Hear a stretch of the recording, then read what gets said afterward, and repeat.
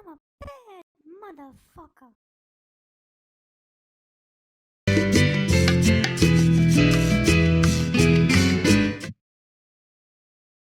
All right. And we are back. Right, so we know that was very heavy content with Yemen, so we want to lighten it up with the genocide trial at The Hague. Well, the genocide trial comes at a nice time for you because you were just in Greece and Italy for a month, and you're actually wanted at The Hague for a few different things. Getting wasted on grappa, pissing up the Colosseum wall, stealing the towels from the Athens hotel. So works out for you because they get to push that back. Stealing the marble from the Vatican. But in my defense, they stole it first. Yeah. If you go to the Vatican, if everyone's ever been to the Vatican, it's basically like walking through the forgotten attic of Western civilization. It's like your grandma shoved all the crap she gathered over the millennia into an attic, and you just kind of walk through it. So if that's a recommendation, go to the Vatican, depending on your taste. Jimmy went there. He actually hated it. But I think that's because he was raised Catholic. A lot of Catholics have. I've talked to other Catholics who had that reaction to the Vatican because they look at the wealth, they look at the opulence, and it just reminds them of everything that they went through at that church. So when they leave without getting laid, then they're really in a bad mood. Then they're really, a lot of blue balls coming out of the Vatican. I mean, it's one of those things. Pent up men. Yeah. like the guys in Crown Heights, which I have not forgotten my promise. I have been researching this. There will be a Mole People Part 2.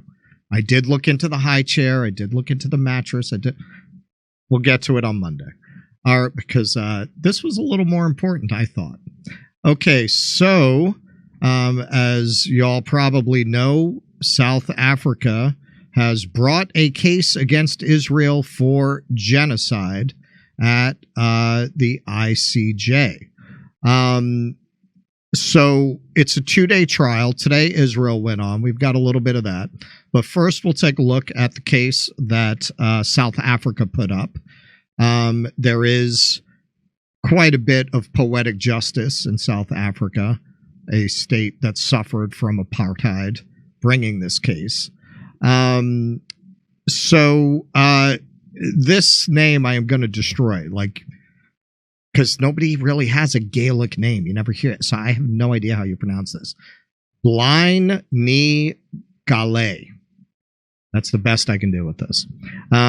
But she gave an incredible speech that people have really been sharing around. So let's take a look at a little bit of that. It is becoming ever clearer that huge swathes of Gaza, entire towns, villages, refugee camps are being wiped from the map. As you have heard, but it bears repeating, according to the World Food Programme, 4 out of 5 people in the world in famine or a catastrophic type of hunger are in Gaza right now. Indeed, experts warn that deaths from starvation and disease risk significantly outstripping deaths from bombings. The daily statistics stand as clear evidence of the urgency and of the irreparable prejudice. On the basis of the current figures, on average, 247 Palestinians are being killed and are at risk of being killed each day, many of them literally blown to pieces. They include 48 mothers each day, 2 every hour,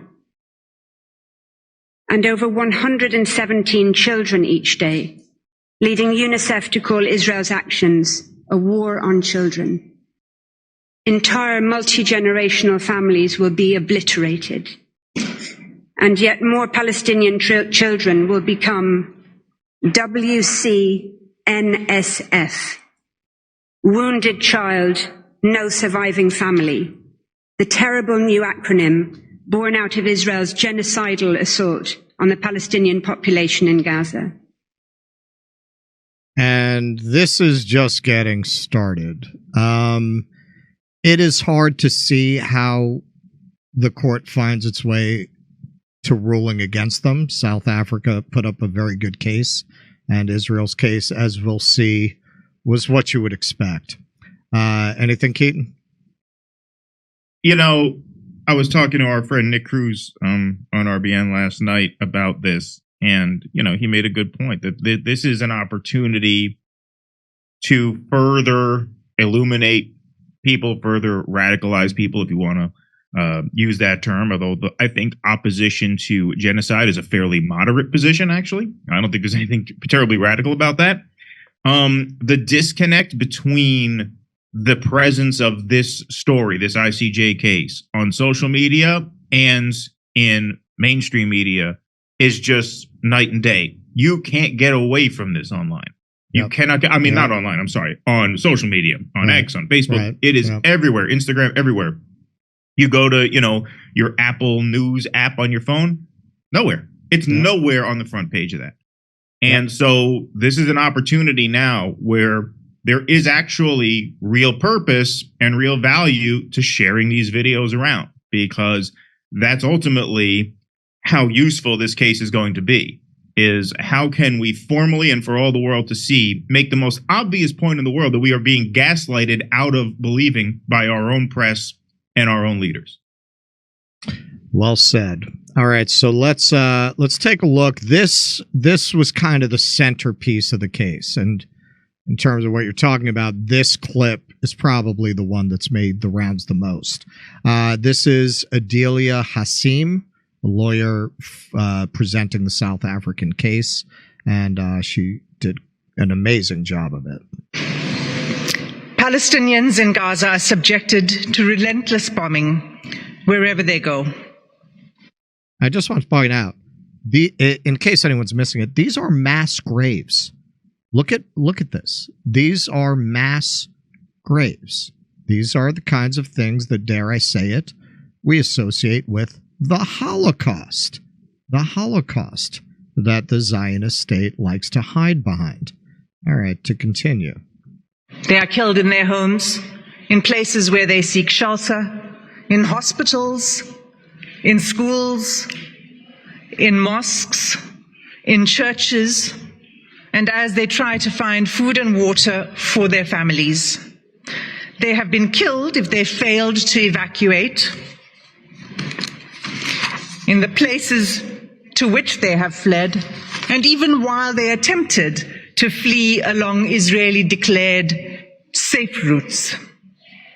The level of killing is so extensive that those whose bodies are found are buried in mass graves, often unidentified.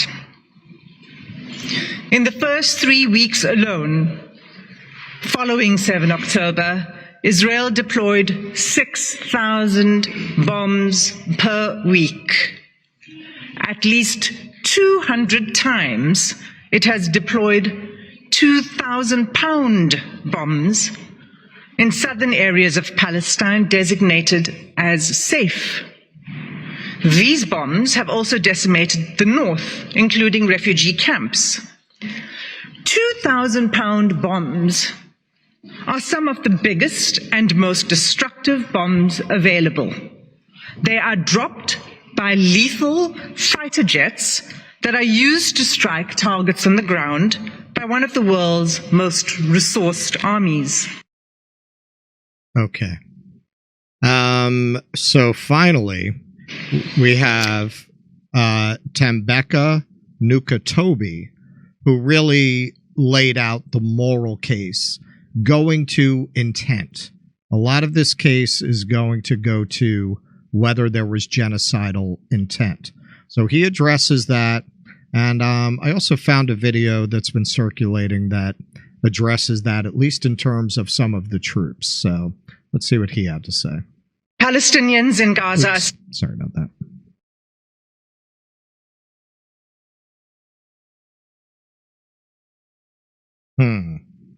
There is an extraordinary feature in this case that Israel's political leaders, military commanders, and persons holding official positions have systematically and in explicit terms declared their genocidal intent. And these statements are then repeated by soldiers on the ground in Gaza as they engage in the destruction of Palestinians and the physical infrastructure of Gaza. Many propagators of grave atrocities have protested that they were misunderstood, that they did not mean what they said, and that their own words were taken out of context. What state would admit to a genocidal intent? Yet, the distinctive feature of this case has not been the silence as such, but the reiteration and repetition of genocidal speech throughout every sphere of state in Israel. We remind the court of the identity and authority of the genocidal inciters: the Prime Minister, the President, the Minister of Defense, the Minister of National Security, the Minister of Energy and Infrastructure, members of the Knesset, senior army officials, and foot soldiers. Genocidal utterances are therefore not out in the fringes. They are embodied in state policy. The intent to destroy is plainly understood by soldiers on the ground. It is also fully understood by some within the Israeli society, with the government facing criticism for allowing in any aid to Gaza on the basis that it is recanting on its promise to starve Palestinians. Any suggestion that Israeli officials did not mean what they said or were not fully understood by soldiers and civilians alike to mean what they said should be rejected by this court. The evidence of genocidal intent is not only chilling, it is also overwhelming and incontrovertible. Okay, so we will get to the Israeli defense against that, but he is arguing that the leaders have very clearly communicated genocidal intent in cases like Netanyahu identifying the enemy as Amalek, a enemy in the Bible that was wiped out to the last man, woman, and child, to Israeli officials calling for nuclear weapons for wiping out people in Gaza. So these troops clearly got the message in spite of the Israeli defense. So let's see what they're singing, starting with "I'm Coming to Occupy Gaza." That's burning up the charts in Tel Aviv, folks.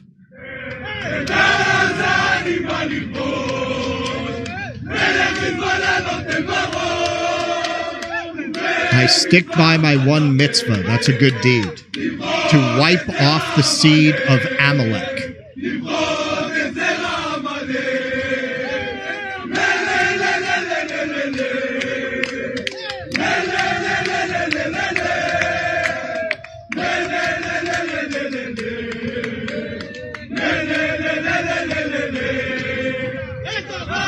I left home behind me. Won't come back until victory. We know our slogan. There are no uninvolved civilians. There are no uninvolved civilians. I think Taylor Swift did an unplugged cover of that at her concert last week. So, yeah, she is a psyop. She is. And nobody questioned it. That's what was crazy. I was 50-50, but now that you played that, I'm like, yeah, okay. That's clearly. Because I download the bootlegs of all her concerts. It's got a beat, and you can dance to it. So what'd you think, Keaton, of the case that South Africa put on there? Well, it's an open and shut case. I mean, you just played that video.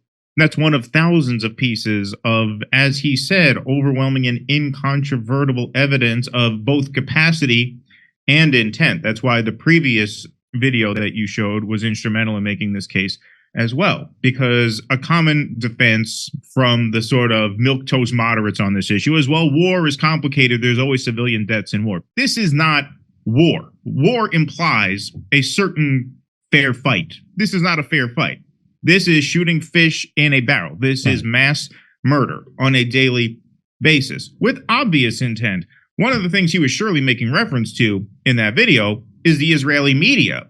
Don't forget, you know, folks, when you see Mark Regev or the new woman who they trotted out now to come and talk to CNN and, you know, MSNBC, those are the nice ones that they send here. Those are the mild ones. They say, send those to talk nice to the dumb Americans. You watch the Israeli media? There's that one guy, that clip went viral. The guy say, I can't sleep at night until I see video of houses exploding. I mean, this is obvious. And they're all laughing like it's got a tone like the Today Show. They're talking about genocide with that very, you know, breakfast coffee. You know, they're all laughing. Like Morning in the studio. Joe when Trump had a bad event or something, you know, the giggle at you know, the Republicans' expense. That's exactly what it is. Just very casual, very lighthearted, very funny. No regard for human life whatsoever. We've seen, in fact, Jimmy played this for us when we were on this very show a few weeks ago. Northern Gaza looks like the surface of the moon. There's nothing there except Israeli flags planted in the ground. So tell me the goal is not to cleanse the area and occupy it for themselves. There's no case whatsoever. It's laughable. Well, and there are videos of the IDF like beach blanket bingo over there, going into the ocean, having a laughing it up. They're having a great time over there. Of course. Of course. No, it's really unbelievable. And like I said, the purpose of this trial is to get the word out there so that there can be no doubt in anyone's mind, not just the judges on this court, but the world population still has a lot to learn. Even the people who are very on the one hand, on the other hand, I forget who the comic was. Russell, you mentioned this bit quite often. You'll probably know. Comic who says, you know, people like to armchair quarterback and think, what would I do if I were alive during slavery? Bill and the Burr. answer is, what's that? That's Bill Burr. Bill Burr. Okay. So the answer is, for all your big talk, you'd probably be doing the same thing you're doing now, paying some modicum of focus to it and then getting on about your life. And when it comes across the news, oh, isn't that terrible? But on the other hand, it's complicated, right? Like if you are not able to call this for what it is, you are just a worthless and weak person. And there's no excuse for it.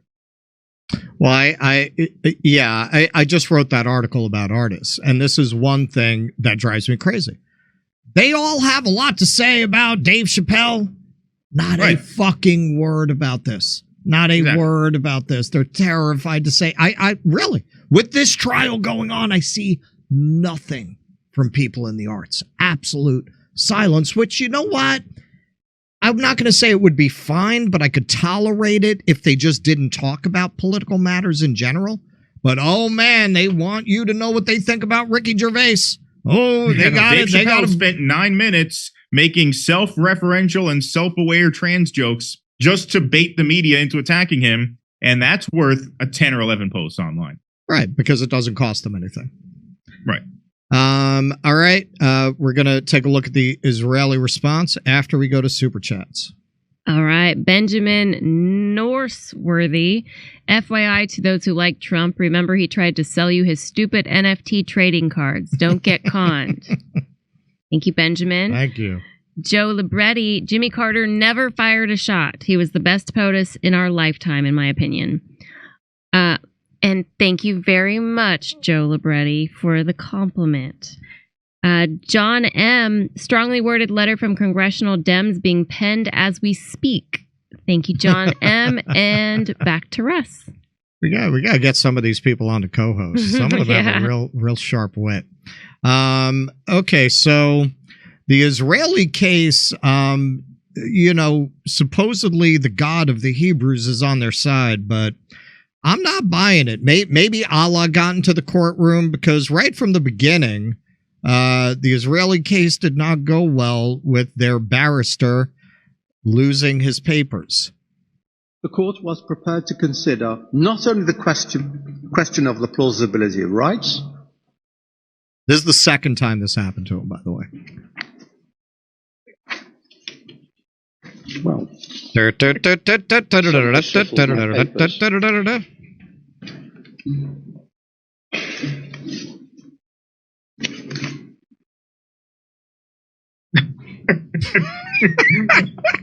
I think you may have sang over it, but he said, someone shuffled my papers. He accused a saboteur. Yeah.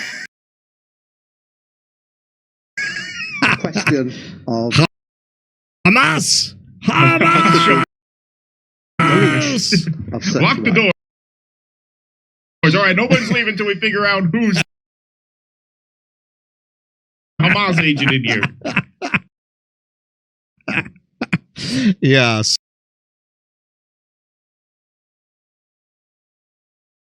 Contacts at the AP to find out. Listen, nothing pisses off an overzealous Jew like having to pay for parking. So that would really be a bridge too far. Talk about your day not getting any better. So this is Tal Becker. Okay, so I'm gonna let you all in on something. When everybody's rushing against a deadline, they are not able to gather all the information. So because this just happened today,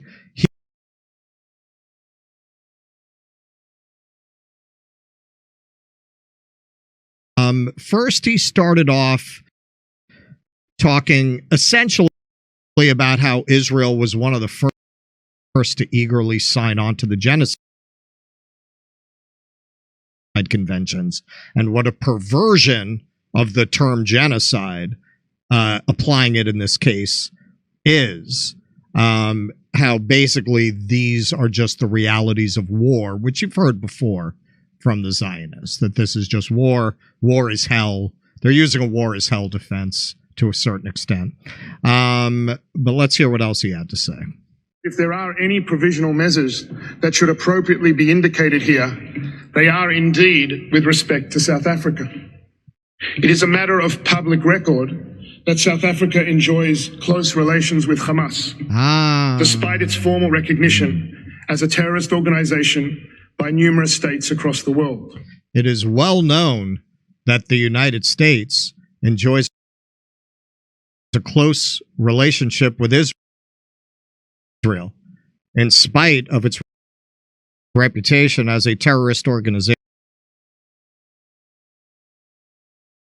And celebrated its ties with Hamas figures, including a senior Hamas delegation that incredibly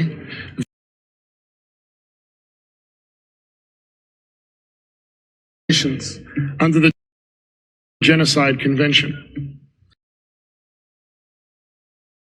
It seems fitting then that it be instructed to comply with those obligations itself, so that Hamas permanently ends its campaign of genocidal terror. Okay. Moral position. Keaton? Anything? Yeah, I mean, that's about all you could say to that. I mean, you don't even know how to respond to that. I almost feel like the best way to make this point is just to show these videos side by side. Leave it up to you. If you can find it in somebody yourself did that actually to take that seriously, then I don't think you're capable of being convinced of anything. I mean, and this was the big worry of mine in the days following October 7th. I didn't think that the Palestinian side would win the PR war the way it is. I just didn't think so. You know, when we came on this show shortly after. And, you know, I made the point, you know, you can't change the mind of a biased jury, a die-in-the-wool big grandiose literary comparisons, but I felt like I was in those shoes myself when we went on the air, because you just feel like it's an unwinnable argument at the beginning of this, because you see how hegemonic that.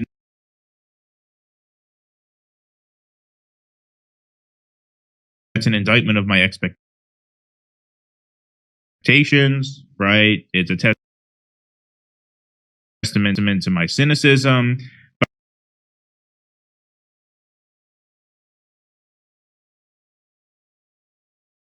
I mean, it's hard to even respond to that. What an utter load of absolute nonsense, completely detached from the reality of the last,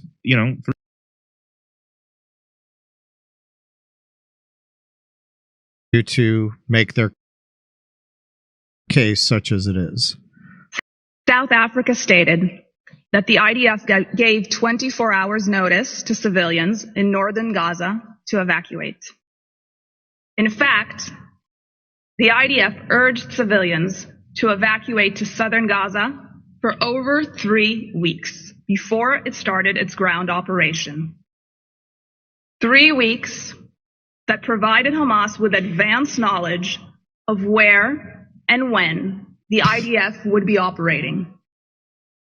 This 3-week period for temporary evacuation is a matter of common knowledge, and the applicant's misrepresentation of this fact is at best an unfamiliarity with the events, and at worst, a desire to tailor its story to a pre-existing narrative.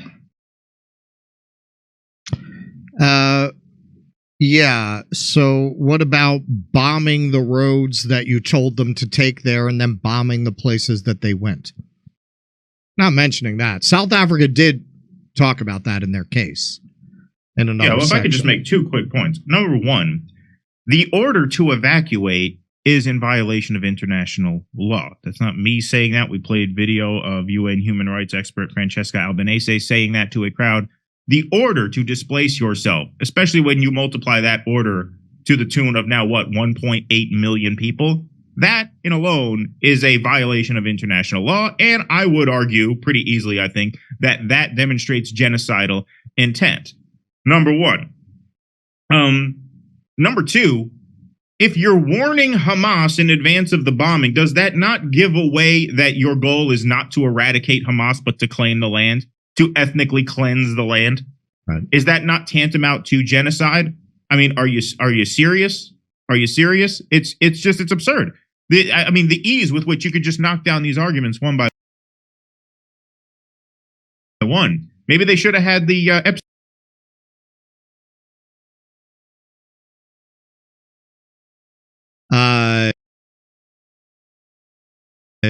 I don't know that anybody could have really made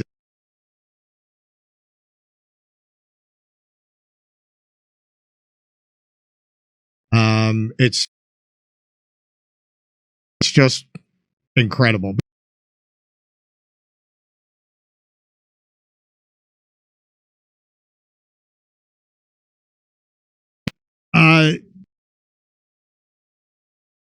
The South African team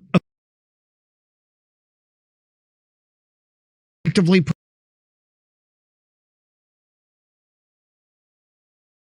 up videos. I saw the IDF tweeted out a video today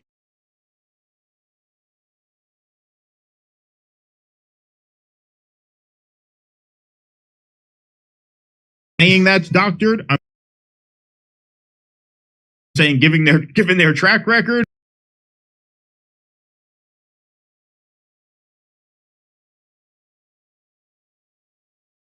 I think you may have wanted to anecdotal evidence, right? You have one example of a supposed pilot saying, "Hold your fire, there's kids there." They're literally about to blow up a soccer field, and they say, "Wait a minute, don't do it, there's kids there." Okay, third of all, what are you blowing up a soccer field for? Why? Why was that even on the menu? It's an outdoor venue. You could see if there's a tunnel opening right from the air. Right. What the fuck you blowing up a soccer field for?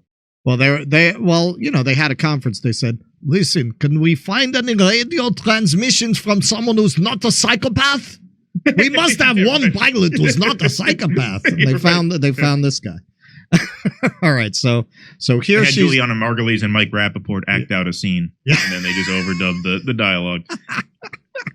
All right, so oh shoot, there's kids there. All right, let's take that again. Let's take a little less New York, a little more Tel Aviv. Little less New York Jew. Yo, there's fucking kids on the soccer field. What you doing, bro? All right, I'm embarrassed. I'm embarrassed for Israel.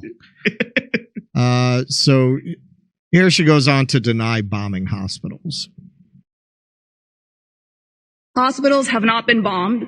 Rather, the IDF sends soldiers to search and dismantle. Rather, they have been remodeled. They have been remodeled. We have repainted. It was very drab in there. It was olive walls. We sent the IDF in there with some nice eggshell. Military infrastructure, reducing damage and disruption. Indeed, the tunnel that sat directly under the main building in Shifa Hospital was exploded without damaging the building above. The IDF then withdrew from the hospital. Okay, so don't believe your lying eyes. Believe the IDF. No, they didn't bomb any hospitals, apparently. Anything, Keaton? Well, 169 healthcare centers have been bombed as of the last count that I've heard. So that would contradict that claim. They were just putting in a skylight. Yeah, right, exactly. So Israel not making a very good case of it, but as everybody knows, these decisions are affected by politics. The ICJ is in deliberations now. From what I understand, first they make a decision regarding whether actions should be taken to stop Israel's actions. Now, I don't know what they would do to actually stop them. Orders that they'll probably ignore, I would imagine. Yes. And then there's a separate decision ruling whether there is genocidal intent, which it seems is the crux of the matter. Is the intent genocidal? Seems to me the intent should kind of be beside the point if it's not an accident, right? I mean, if you're actively bombing people, it doesn't really matter if you think you're doing genocide, if you're doing genocide. But I get the impression that's the legal standard. Again, we're not lawyers. We're a couple of working schmucks. But shit talkers. Couple of shit talkers, shit posters turned shit talkers. Right. Exactly, But it seems to me that shouldn't matter. But I think the legal standard it does. Yeah, and I can't imagine it doesn't go their way. I mean, I don't see how. Well, what do you have? You have France, China, Russia. Who else has a vote on that board? Well, we're on the board. Well, you know how we're voting. Yeah. I don't think that's a question. All right. So next up, tragically, Gonzalo Lira has died. We will get to that after Super Chats. All right. Seamus Warren, Kurt and Jimmy have said they love the safe and effective vaccine. In fact, their hearts swell with love. That is right. Thank you, Seamus, for the reminder. Ravanos, the neocons' degeneracy knows no limits, and sadly, they count with support from worthless aberrations like Borrell, von der Leyen, and Scholz. They want World War III and won't stop until we're all dead. Thank you, Kravanos, and back to Russ.